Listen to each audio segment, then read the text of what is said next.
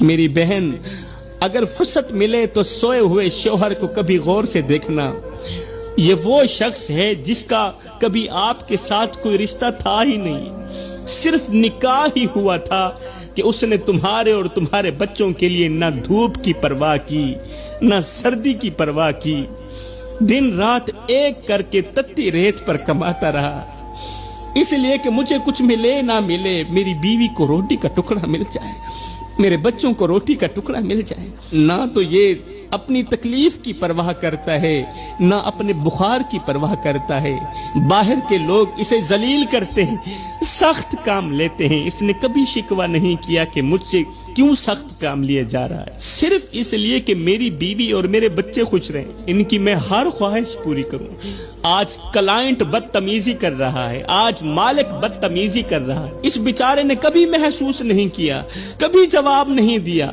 کبھی یہ نہیں کہا کہ میں تھک گیا ہوں، کبھی یہ نہیں کہا کہ اب مجھ میں ہمت نہیں رہی۔ وہ گرمی میں جلتا رہا، سردی میں کانپتا رہا، بارش میں بھیگتا رہا، مگر گھر کی دہلیز پر قدم رکھتے ہی مسکرا دیتا تھا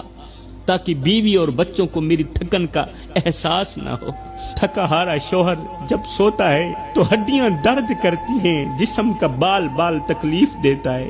ہاتھوں کی رگیں دکھتی ہیں، کمر بوجھ سے ٹوٹ چکی ہوتی ہے، آنکھوں میں نیند کم اور فکر زیادہ ہوتی ہے، مگر یہ بہادر خود کو حوصلے دیتے ہوئے دل ہی دل میں کہتا ہے ابھی تھکنے کا وقت نہیں، اے میرے جسم ابھی تھکنے کا وقت نہیں، ابھی تو میرے بچوں نے بڑا بھی ہونا ہے، بڑا ہونے کے لیے ان کے لیے روٹی بھی کمانی ہے، ان کے لیے کپڑا بھی کمانا ہے، ان کی ضرورتوں کو بھی پورا کرنا ہے، ابھی میرے بچوں کی ضرورتیں باقی ہیں، ابھی میری بیوی کی خواہشات باقی ہیں۔ شوہر درد میں بھی خود کو تسلی دیتا ہے کہ اگر میں ٹوٹ گیا تو میرے گھر کا سہارا کون بنے گا، اگر میں ہار گیا تو میرے بچوں کے خواب کون پورے کرے گا۔ شوہر اپنے درد کو کچھ اس طرح چھپا لیتا ہے، اس طرح چھپا لیتا ہے کہ اگلی صبح پھر اسی حوصلے کے ساتھ کھڑا ہو جاتا ہے کہ شاید آج کا دن بھی اسی جد و جہد، اسی محنت کے ساتھ گزر جائے گا، مجھے کچھ ملے نہ ملے، میری بیوی کو روٹی کا ٹکڑا مل جائے۔